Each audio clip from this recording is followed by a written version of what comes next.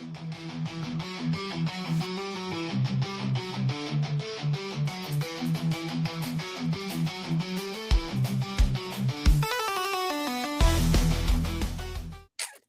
right.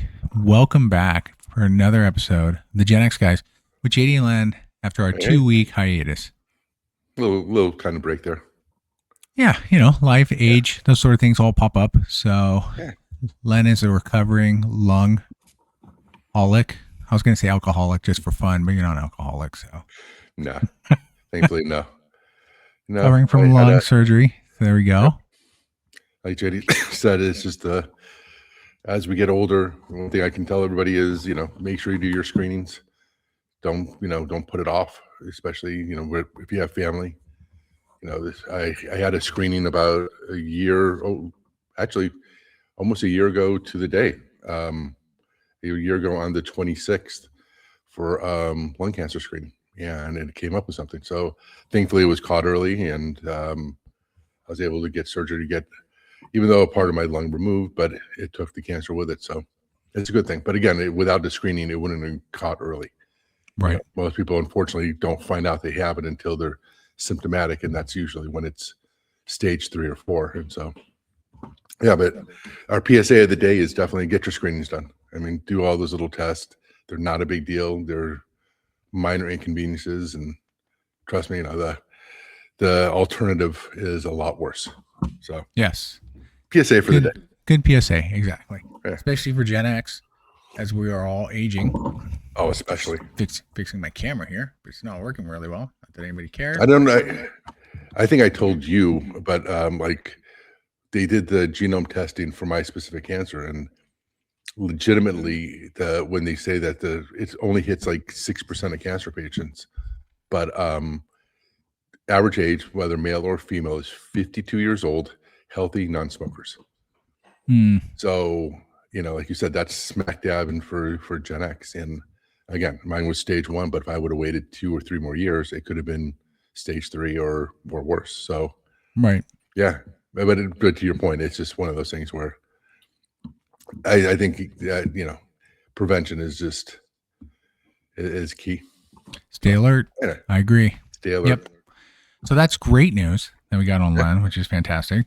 So if you hear him hack a little bit here and there, it's just because he's being a baby and can't deal with 25% lung capacity right now, apparently. I know. So. Just a whip. I really hated it. Like, I just checked my oxygen level and it's like 94%. And so, but just little things like that. But again, we were just talking about this, though. What I can't believe is, so for those of you who don't know, both of our mothers passed of lung cancer. And so we went through the thing that, my mom happened in the 80s and his mom in 2000. But back then, I mean, it was like, to do some of the same surgery was really intrusive. It was like breaking the rib. It was going in, the recovery was whatever. My lung was back up to like the spirometer to check your lung capacity was actually back to almost normal levels within a week. And then I'm only 2 weeks and 18 days from the surgery. And yesterday I walked 12,000 steps. So even though there's issues like JD said, there's issues like you said, where I'm just randomly coughing or all of a sudden I get winded or whatever. It's amazing where we're at today compared to where we were just 10, 15 years ago. So very grateful. No, agreed. All right. So lots happened over 2 weeks. A lot always happens every week, to be honest with you. Yeah, a lot does. I want to talk about this one in particular because this happened recently. So my former work, Len's current company, Walmart, recently laid off a good section of their product group as part of their reorg or reassessment of how they want to do things. And that's fine. Mm-hmm. And a lot of people I know got impacted. And then, of course, there have been other layoffs in the last week. Meta laid off 8,000 people. Google's laid off people. All the big tech companies are laying off people. And almost all of them, they're doing it because they're readjusting to implement more AI and, utilize AI more effectively or implement AI into many concepts. So, the fact that AI is being added, we have all these, tools out there. You got ChatGPT, Gemini, all of them that exist. But like they're trying to add it into phones. I think Oh, even it's integrated everywhere. yeah, Meta AI has it. Browser. Well, Right. actually, did you see what Google said? Google said that they're not even a search company anymore. They're an AI company. Right. Yep. They're for the first time ever, they're changing their search concept to be AI driven. Right. So, but I guess the question is, is it, but are people already tired of it? Like, what is are we actually using AI because it helps or because companies just keep forcing it into everything? Like, is there real value? Like, I think that, so what's your thoughts? Well, first of all, I think with most companies and making generalization, and you hear it from people, you hear it on social media from excuse me, from people that were impacted by it. And I honestly think that a lot of it is really just adjustments for the post pandemic hirings that we had.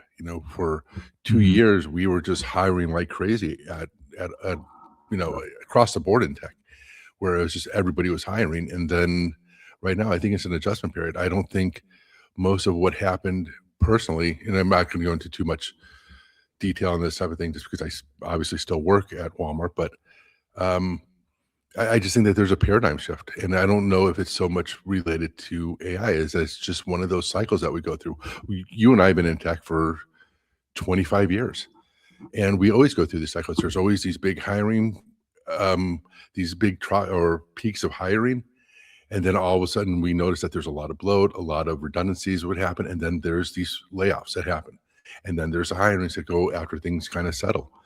And I just think that it's just a readjustment to AI as part of it.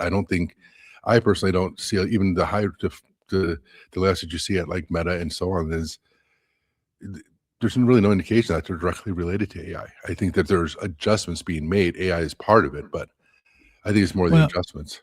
yeah, well, I agree. Some of it is overinflation based on where the business is going to. Like they're moving out of certain areas of focus. And you're right. That exactly happens in most companies. Like the companies decided they put money into this one area for a long period of time and decided, we're no longer going to do it. And so they cut it. And unfortunately, all the people associated with that lose their jobs and get laid off. Yeah. So that's definitely a part of this too. But when you start to see more and more of them saying we need to implement AI, and then when they lay off people, it's because we're making a shift towards more AI, so we can cut people because we're going to use AI in this concept. Yeah, that's where it's something that they've always tried to achieve. I mean, AI has been a concept since forever in movies. The whole concept of artificial intelligence from Terminator, from the good GenX days, HAL from Space Odyssey. I mean, these sort of concepts have been around for a while, and that's not what they're trying to achieve. By the way, that's not the goal. The goal is though to make it easier to provide you that level of information and support that, like talking to a person who's educated, I guess, maybe in that case, like if you're trying to write a paper or something and you're not an expert in an area, you can use AI to help ideally pull data together for you quickly, immediately, and work with you on writing what you need to do. That's one example of what it could be used for. But yeah, it's like the companies being, it's interesting, this is a huge technical shift, but it made me think about from the 80s. Like, can you think of what came out in the 80s that was a huge shift from a technology standpoint?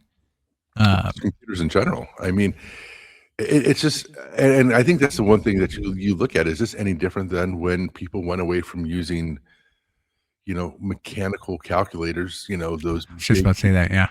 They went to the head and they'd have to pull to make it happen. To using desktop computers. I mean, we got into tech right around the time when internet was really picking up steam. I mean, ours was late 90s where, not everybody was connected, but it's more mid 90s. I think you're outdating yourself a little bit. But I don't know. I'm just saying that. I mean, just when you see, because I think the difference is that, but I just mean in general, is that you saw internet picking up or using things that were connected. Where I just remember, like when we first started at Sony way back in 96, 97. 96. Yeah.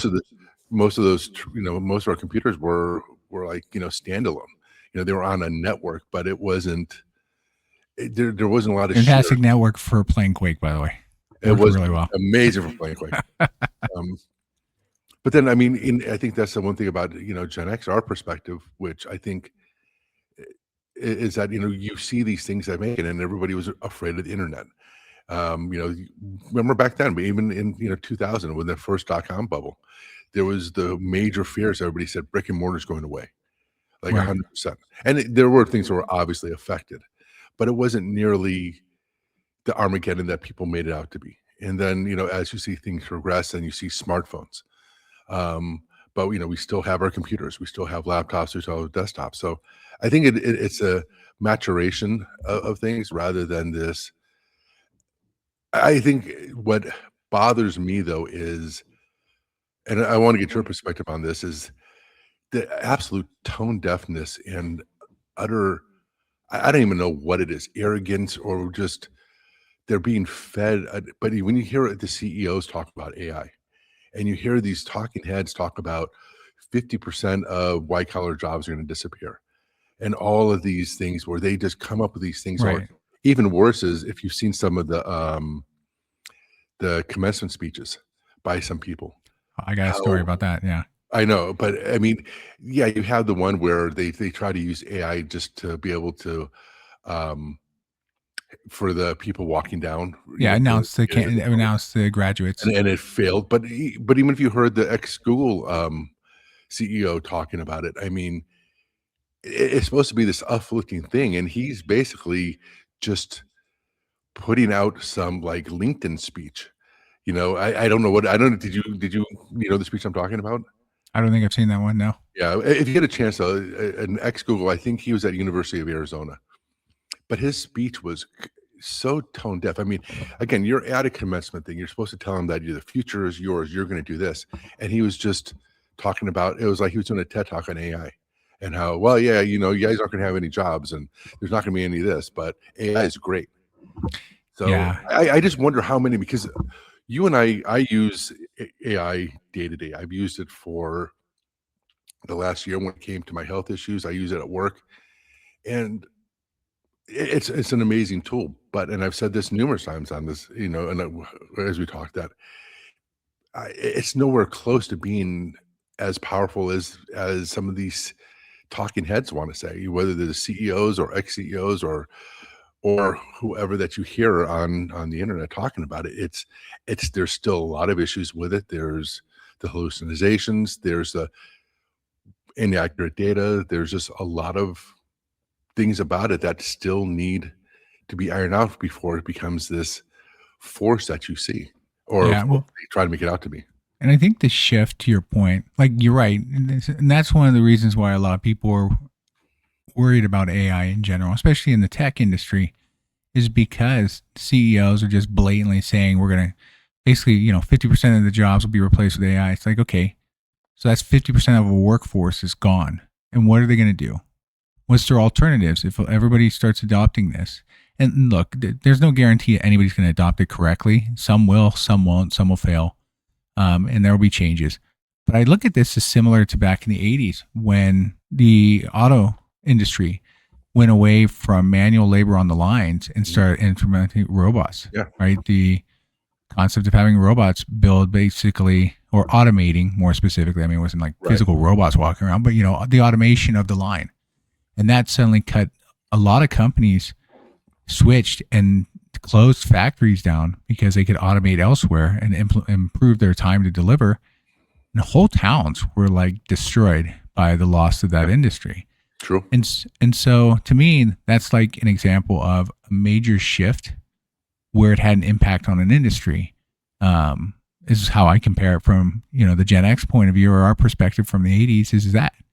So, yeah, I mean, and again, people still work. There's still jobs in those lines, still people work in the factories, but the amount of them has changed. And so now the question is, you start focusing on AI as sort of if you're in a tech industry. And even if you do, once you get your AI trained and it's focused, do you need to even be there any longer? Like are you working to create something that'll remove your job? Right. And for employees, that's hard to, in a lot of ways, fathom. Why would I want to build something that's going to basically make me obsolete? But isn't that kind of the issue? I mean, depending upon your role, I mean, I think that's inevitable in terms of whether we had AI or not. I mean, I think when you look at there's certain roles that we have that like we have an AI tool right now that can help build dashboards, reporting dashboards, all right? And it's Sure. doing it Yeah. at an ease and pace that but so that means there are some people that are obviously going to be out of a job, and they're the ones who built those, who use, you know, various reporting tools to be able to give reports for executives or other people for weekly reports. Um, but is it more a matter of not so much? I think the big concern that people should have is, are you going to be able to grow your role or change it to the point where you become even more valuable? Like it's one thing to have those reports, but are you analyzing them? Are you actually showing them? Because the one thing is that AI still doesn't give an insight that humans can, or Right. it doesn't give that insight, or it doesn't actually show how to use it or what next steps are. Because they've showed flaws, and I mean I've seen it again in my own work, personal and professional, where you start feeding it stuff and you ask for recommendations, and it goes all over the place. I've had it go into a loop where I've said, like, where I gave contradictory information, where somebody else had a different perspective, and it didn't. It just like ignored it.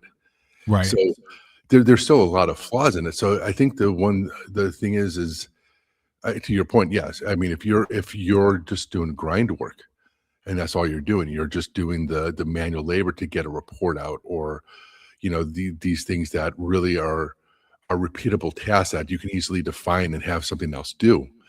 That's a risk. So I think the big challenge is how do you evolve your role into something where you show your worth, where you're giving the value of what you're giving is still there, that you still need to be there. Right. But part of the challenge for that too is also specifically from our age, in our age group, like we're in the 50s now. Some are in their 60s. Some are just hitting their 50s when it comes to Gen X.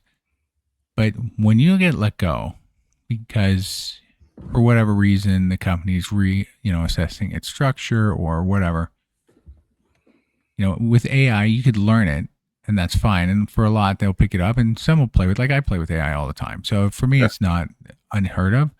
But that being said, it also becomes harder, I suspect, to bring in, even though companies should not be doing this, but there is some sense of feeling that depending on your age, they may tend to look for someone younger, less. And it also depends on the role, something you brought up earlier. Like if you're going in for a senior leadership role, that might be different. If you're going more for like a standard positional role, then more than likely they could look elsewhere. And with AI, obviously that's going to help, to your point, alleviate a lot of those tasks, which is really what the goal is. Eliminate all those mundane tasks that took a long time to build, PowerPoints, reports, anything you want. All that can be automated quickly by just feeding it the right info and working through it. And to your point, and this is the most important, I think, for AI as well, is like take it at a grain of salt. Like it's directionally going to help you, but you need to be sure you're checking to make sure it's accurate or it's fulfilling what your need is, because it doesn't have access to all knowledge, and some knowledge it just pulls from is bullshit. And so it can just make it up. There's been plenty of times when I'm using AI, I've had to correct it, to your point, where I've said, I've asked it specific, pull this together, outline what, and then I see it's missing data points and I tell it that, and this is missing. And it's like, oh yes, good call. I missed that. It's like, yeah.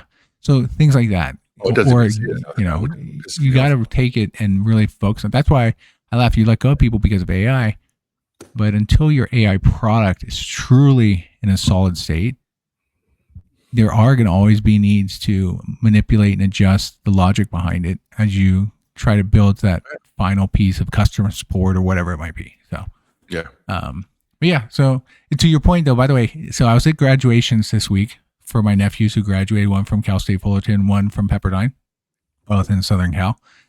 And I'd heard about the Arizona State flop with the AI announcer, where it basically missed like a dozen people. It didn't call out a dozen people. And names were just said incorrectly. And so at Cal State Fullerton, Pepperdine did it like regular, someone announced. But at Cal State Fullerton, they did use AI. multiple times. It would stop. Why? It would stop. Well, I mean, it's a public college, really, if you think about it. So they're just trying to save costs, no doubt. I don't know why it would, because it's just It wouldn't, because you would usually have yeah, you have to administrators. fix it. Yeah, it's just I- it's a flashy tool. They wanted to try it out. Problem is it had issues. It had hiccups. They had mispronunciation, which is going to happen, and that wasn't that radical. But it would stop. Like it would literally pop, and then someone would step in and start actually announcing the names specifically, and then they'd start the AI back up. I'm like, okay, so it just breaks halfway through. It's like it's tired. So you know what? I need a break, guys. It's too many names. I need to take a break. So even the AI needs a break.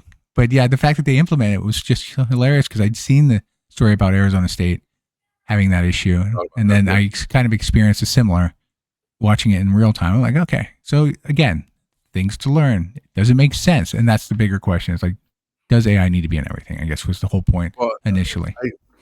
And maybe this is, I think you can already see this happening, and you kind of see it even at work, is, when you start having the cost of using AI, where you're having, there's The just data centers, yeah. the data centers. You saw the changes to Gemini. And I haven't really dove into it that much, but they're kind of starting to use, even for their normal product, like token based. And it's, a way to offset the overhead of doing the processing that's needed to do these. And so it's funny, because I think that you said that they're having them replace a human to do a mundane task like saying names. And I'm sorry, that's unnecessary. I mean, there's really no reason to do that. Because to me, it's one of those things where it's like you're taking out a human touch for something as superficial and as just purely for pomp and circumstance as doing graduation, right? I mean, there's no reason to even have somebody walk a stage. Oh, you finished college, here's your degree, thank you, move on. The whole thing of going up on stage is it's personal, right? I mean, it's why would you feel the need to put AI in a situation like that? It's like, sending somebody a That's birthday trying to card fit that's typed. yeah, it's the whole, but that's back to the point, right? And you're right. Like, it's totally unnecessary, but I just want to do it because AI is important. I just want to do it. That's all. When is the cost going to become something where, when you have tokens, like at work, for some of the stuff that we're doing, is a lot of it's token based, like how much of this stuff can you do, and you have this many tokens and so on, to be able to kind of regulate the use of the processing. At a certain point, when is the cost going to start falling on companies? And now you're going to have all these people using AI for the most minuscule of tasks, right? And now the company's going to say, hey, we have these 10,000 processes that are happening. We can only afford to do 3,000 now, Right. on a daily basis, or whatever it is. I'm just making that crap up. But at a certain point, I mean, I think when you see a lot of these things, it's going to come down to the money. Because I mean, we can even just, the whole data center thing is another major conversation that we can get into or not. But I mean, I think that's We'll going to hold be that off for another day, because I feel a huge one. that one is huge, because the global impact that's going to have as well on these massive data centers, that extreme heat that they're producing, the amount of air conditioning they need to force into these data centers to keep them from overheating, to handle all this. Cost scale. Well, here's the thing. And the electricity pool as well. The impact to the society around them, that's going to be hammered for more costs to cover that as well. So there's a lot to it. Yeah, we could go another day and talk about that. But yeah, I mean, that one is another rabbit hole. But yeah, definitely. Yeah, I mean, I think at a certain point, it's like companies are doing this for every minute little thing, and at a certain point, when the bill's going to come due, just like anything. The dot-com bubble, I brought up earlier, it was one of those things where money was being flooded into it because everybody thought that they were going to get a reward at the end, and in the end, only a few people actually get rewarded. And it's going to be the same thing with AI. It's just inevitable. So but in the end, somebody's going to have to pay for it. And when companies are using it, they're going to be told, hey, you can only use it for X amount of things per day or per week or whatever. Or, okay, you have to do this after hours now. Now there's going to be this tech debt. We've always talked about that in the past, like even doing reporting, like, okay, we'll run this real time. This is after hours. Mhm. that's going to start popping up again. Where right now nobody cares. Right. So we'll see how it evolves. But yeah, So, it's interesting time. yep. So let's switch gears.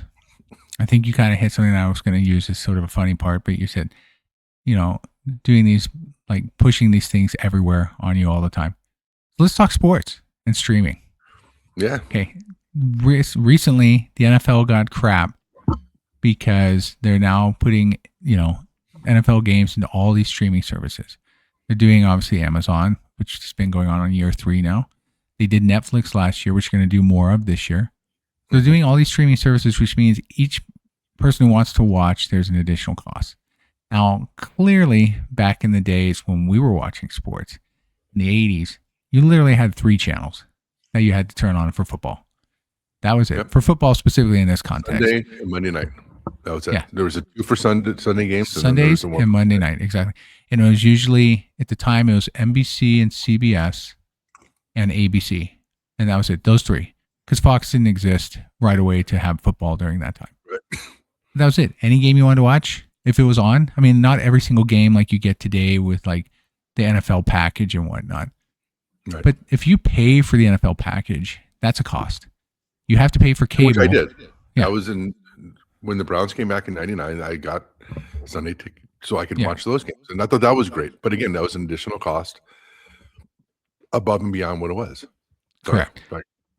But I guess the point is that the NBA is doing the same thing. They're all doing, like, NBA's had games on Amazon Right. for the playoffs, which again, if you don't have an Amazon account, you can't really watch it. Now, in all fairness, I think local teams in the playoffs are still showed on their local feeds as well. I think so too. Yeah.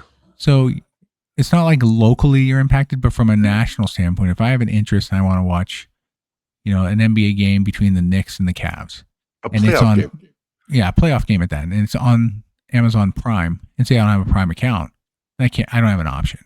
Like, it won't be on regular TV. Right. But I'd have to pay for that. So that's an additional cost. If Netflix, I have to pay for that. It's additional cost. Like, so the point is, the NFL is getting hit, and they're like, look, 86% of our games are still free. And this is what the fans want. No, the fans don't want this. This is a pure money play. So I guess the question is, first off, do we have too many? They're now going to all these different areas as far as how they're producing. Like, it gets harder to follow, I guess, is my point. And do you think there's just too much sports content now? I mean, even making it harder for streaming's making it harder for casual fans to follow along. I think, and I'm usually not the one to talk about corporate greed or whatever, but it's just, when you look at the four, talking about the U.S., because I'm not, I'll just stick to that because I'm not sure how it works when it comes to like soccer and cricket and the other big ones outside of the U.S. Again, it's not what people want. I mean, in reality, what people would want is the NFL to offer it for free. For NFL to have a thing where, before it was only local games, and they did that to protect the local markets and everything like that. Then Sunday Ticket kind of came around, and that, I think that was, even though Sunday Ticket was, when I first started doing it, was like $300 a year. It was okay. It worked. But the problem is that they're like, well, how much more money can we make off it? Because you still have somebody like me. And now I don't I think for you, it's, you look at, local games and you're a 49er. Like, do you get 49er games? I do not. I have to get also the NFL package as well. See, so now, you're in the same situation I am, is where if you looked at it back how it was before any streaming, so we're talking like the 2000s, right? I got the Sunday Ticket purely so I can get Browns games. Living in California, it was purely to get that. So most of the time at 10 a.m. I watch Browns, and then 1 p.m. I watch the 49ers. That's been our Sundays for years. And it worked. And I saw it as a compromise that, okay, if I want to watch an out-of-market game, and I kind of understand the reason why you need it. The problem is, to your point now, is that they've done all these other games. I still think Thursday night games are the most horrible games ever thought of by the NFL. It's purely a money thing because they couldn't compete with college on Friday and Saturday. They're like, well, what day could we squeeze it in on? And then you have all the international ones that are even worse. Right. Now They announced this year. There's a lot of them this year. There's a Niners and ton of Rams literally have to go to Australia for week one. Niners are going to spend 38,000 miles. The most miles by a team to travel through the season has already been don't say it's calculated. for fans though. What I hate is the absolute horrible idea that is for fans. No, you want to grow the market for market share. Correct. Look, as a 49er fan, are you going to be able to watch that game? I'm not sure what time it would be at. It'll but be how a many national times- game, so yeah, I wouldn't have to get. No. What time will it be at? It's going to be a time for it to be seen in the U.S. So there's going to be at 10 a.m. their time, so it'll be evening here. Okay. But how many times have you seen these games that are played in Europe that are like at 6 a.m. our time? Yeah, well, 6 a.m. So because I we're guess West I can Coast. see that. We're Yeah, West yeah, Coast. but I'm Yeah, just like saying- they don't care about certain aspects. Think about Hawaii. You wouldn't watch any of that. You'd have to be a diehard to get up to Well, watch any football in Hawaii. Yeah, I mean, it's kind of that case. It's kind of like that as it is today. But I mean, the point still is that they're looking at trying to grow the game. They're trying to have as many games on in a week for eyes to be on it. That's why you'll have the Sunday night games. You'll have the 2 Monday night games.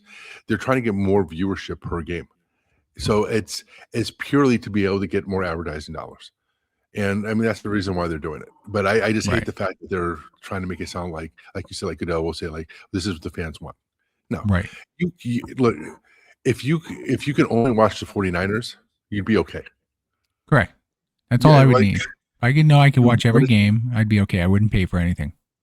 Right. But so that's the thing that we care about. You care about your team. And now, I mean, and don't even get it started with when it comes to sports betting.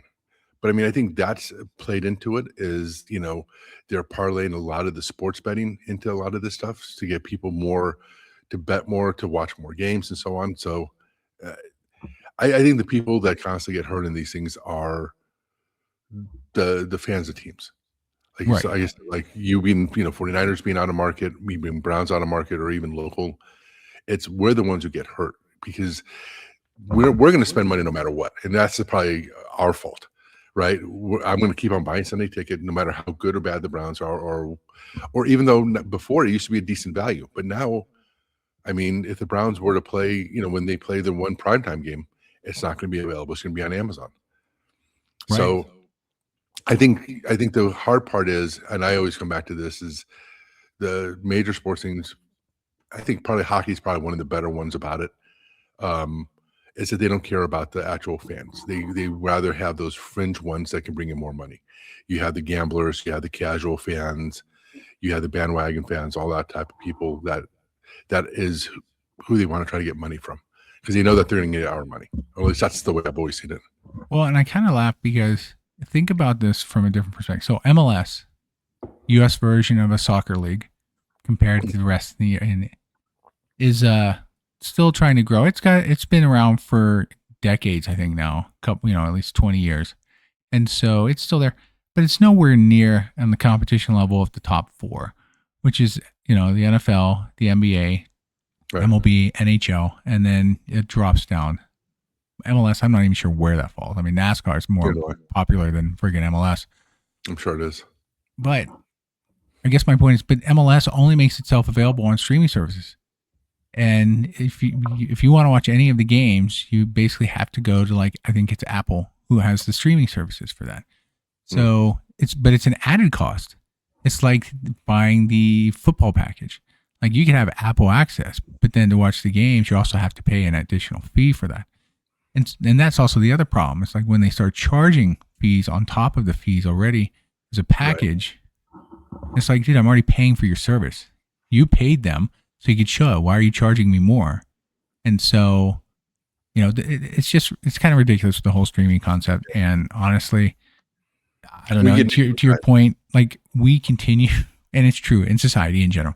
Gas is a great example. Like, you need gas, sure, but prices have gotten so high, caused by some elements outside of the U.S. that the U.S. helped bring to light, unfortunately. But that being said, gas prices have gone up. Even back during the pandemic or post-pandemic, they went up. Right. The point is, they go up. If you want to stop them from raising prices, you have to stop consuming. We don't. No, we won't, because we'll feel like, and we will. We all bitch about it. This gas price is ridiculous. I got to fill up the car. It sucks. Look how expensive it was. Well, next week it's going to go up another 10 cents. Damn it. I need to fill this up again.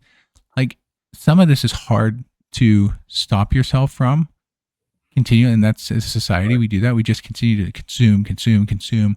We can't stop ourselves from consuming. So sports is the same way, and that's what the NFL is doing. To your point, they're being greedy, but they're being greedy because no one is saying no. They're all yelling about it. But when push comes to shove and the season starts and you want to see your favorite team, you will pay everything to make sure you can see it. But that's an interesting take because you look at sports, and I've always said that there's certain sports I haven't gotten into for various reasons, and like I've said, like about hockey or soccer, I don't know the strategy. Go Knights, by the way. Without knowing the strategy, was that? I said go Knights, by the way. They're up 2-0 on Colorado. Just want to call it out. Nice. But it's one of those things where but why would I take the time to watch MLS or something like that if I have to pay extra for it? Correct. That's what I mean, growing the base. Yep, exactly. Right. There's no growing the base, and there's all these things for it, and it's like it's even for things like, look, you only have so much time in a week, and with as many sports as there are, it's kind of like even the argument for WNBA. It's like they're trying to force the sport, and you kind of have it across the board with some of the ones that aren't the big ones. Whether like let's be honest, in the U.S., it's the big three, and everything else is kind of secondary to it or niche almost to it. But it's how are they going to grow? It's like, hockey looks amazing to me. It's one of those ones I've always wished I got into more. Right. Even soccer for that matter. But I always look at it. But I'm always also looking like it's not just time. But you're right. To the point is like if I really want to get into it, how much is it going to cost me? Right. And and the thing is, you may look at it as, okay, for me to get MLS, it may be X amount per month or per year. But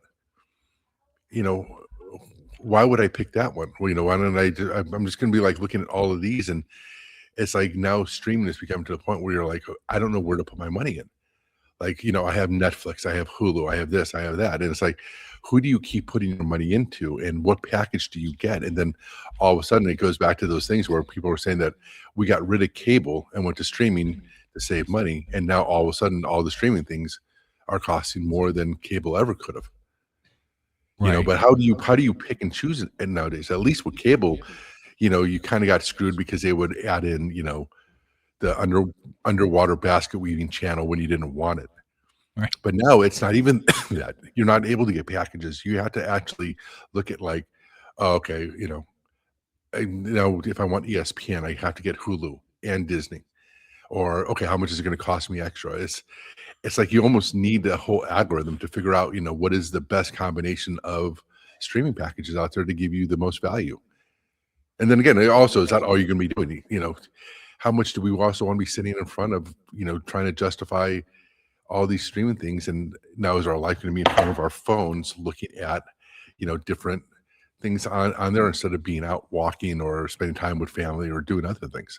Right. Which is a good point. Well, and just to clarify, I did a quick look up out of curiosity. What are the top 5 sports leagues currently based on viewership and revenue? And like we said, it's NFL clearly, which gets annual revenue is about 20 billion. Then you got the NBA at about 10. Major leagues also at about 10. So they're about a wash between the two. Really, you can flip it either way. Right. Hockey's 4th at about 7 bill a year, and then Major League Soccer is about 2 billion. Okay. So that's higher than I thought it would have been. It's a little, it's definitely higher than I thought too, as well. So it's growing, and maybe that revenue though is also generated by the fact that people who are fans and want to watch generally have to pay for these things to see it, and so that generates that revenue growth.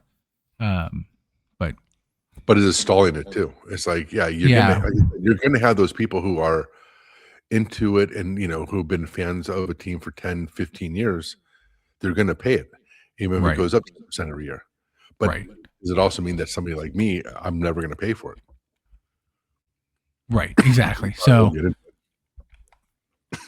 I guess, again, my point being, and the reason why I just want to bring this up as a topic of conversation was because I just realized it more and more, and obviously with the NFL's recent announcement as well about more locations of where they're going to show up their games, not all of them being on the primary channels, and of course, the fact that NBA playoffs are going on. I have to search for them in different locations. It's just been crazy with NBC, Yeah. Peacock, Amazon. I mean, like Amazon.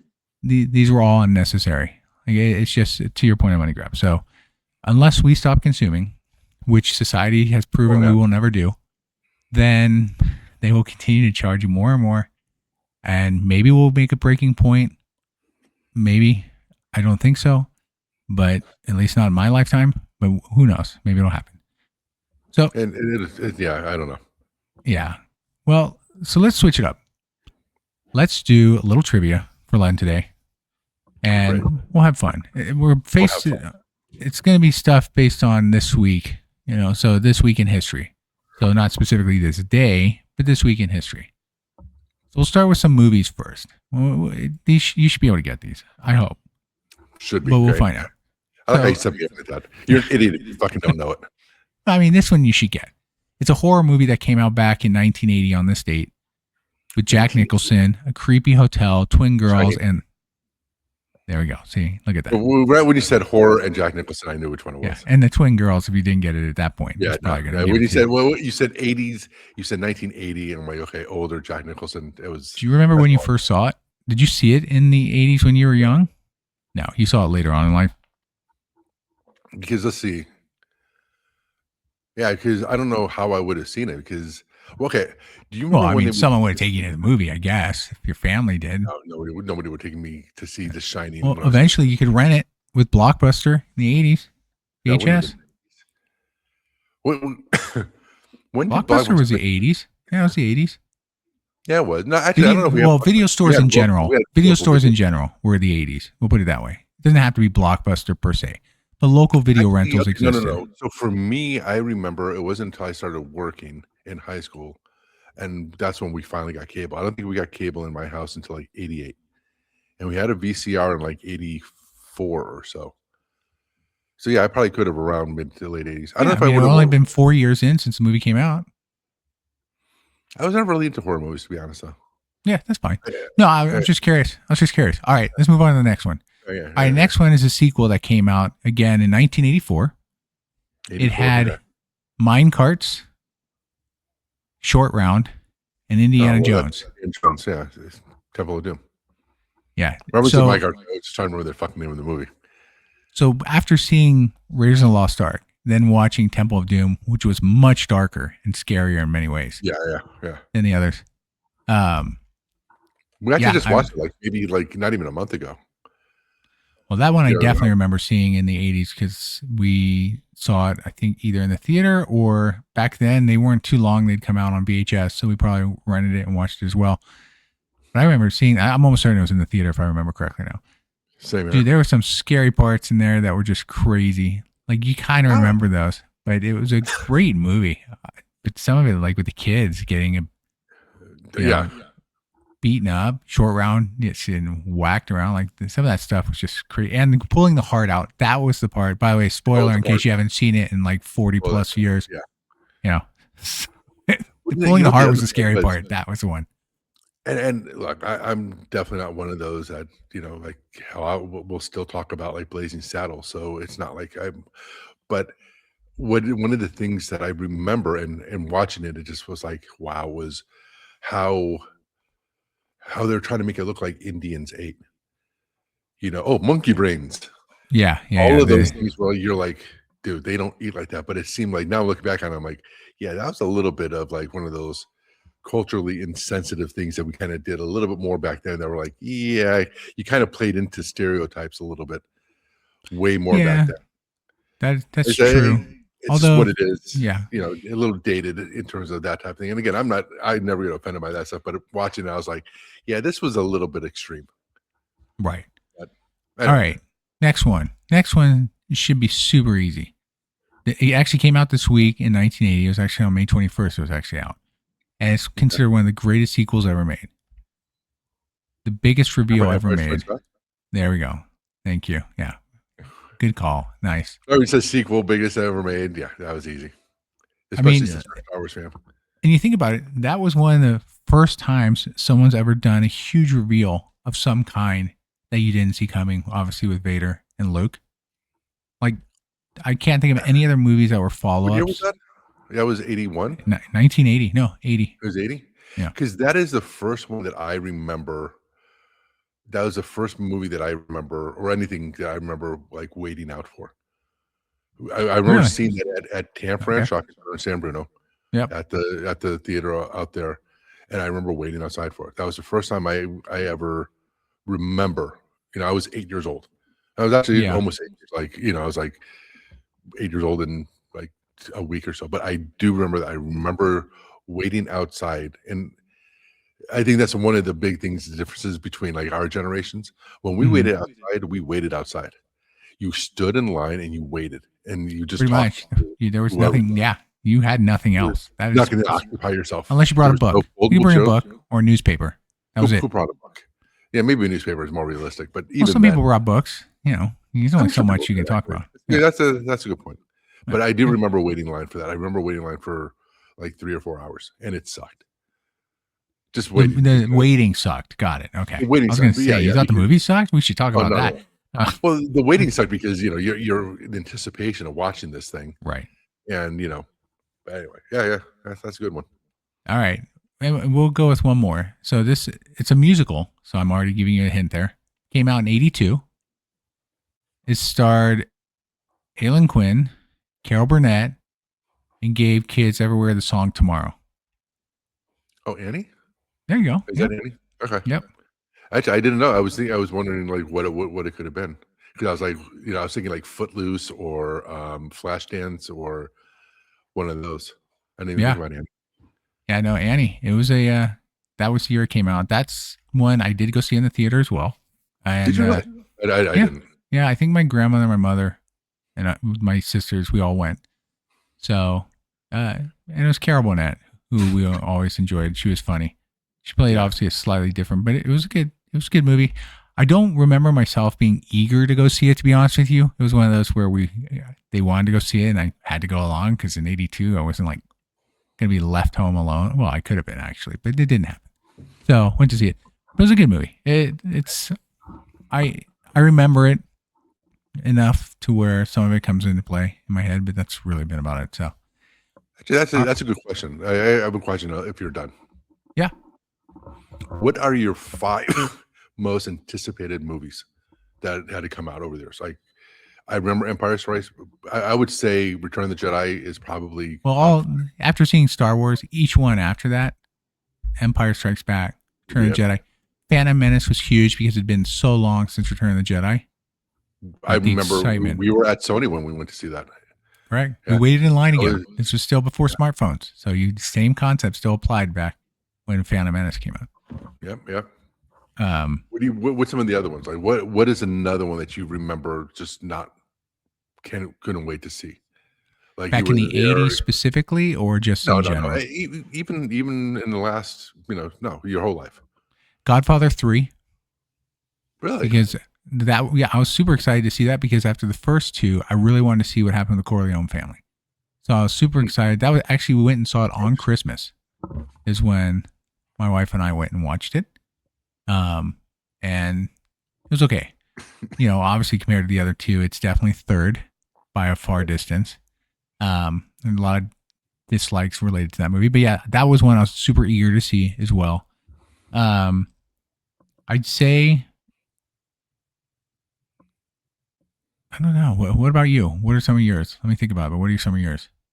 Going back to the Indiana Jones, it would be Last Crusade. What it was a Good call. Yep. Eager to see that too. Yep. I mean, especially I was even eager to see the fourth one because it'd been so long. To your point, I would put that up there. And that was a disappointment. Crystal Skull. Okay, revisionist history now, looking back at it, I remember our first reaction to Phantom Menace. Like that was major anticipation. Do you think how much do you think the letdown was almost unavoidable? Like how? Yeah. Was it overhyped? Like, was our expectation so high? Like these were prequels, so for us, like you already knew the outcome even before the prequels came out. Like, okay, Anakin's going to turn to Darth Vader. What was the year gap between Return of the Jedi and Phantom Menace? It had to be. Well, let's do Star Wars and Phantom Menace. Star Wars and Phantom Menace was about 40 years.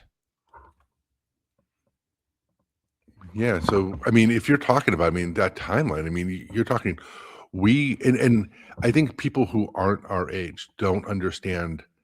We just didn't watch those movies. We also had, how many different versions of the trilogy did you have on VHS? You know, the You mean that remake, that I the still cut. have? Yeah, Yeah, I that you have the still have. original cut. I have the original cut three Right. pack. I have the THX 3-pack, and then I also have the remade versions, the what are the special editions or whatever Lucas called them. I can't Mhm. remember. 3-pack of those as well. All And VHS, that's all we had, and that's and I have the I think DVDs. people, So, we anticipated those like they were brand new movies, right? I mean, right, because he we made acted like they were changes like to a them. whole new Yeah, thing. So, or they would add in these things like, you know, remember when, which one was like where Jabba the Hutt actually was at, like, Star Wars, when it actually the talked, original yeah, it Star was Wars. Star Wars. Yeah, But, it I was mean, in it the was hangar little things bay. like that Yeah, was, yeah.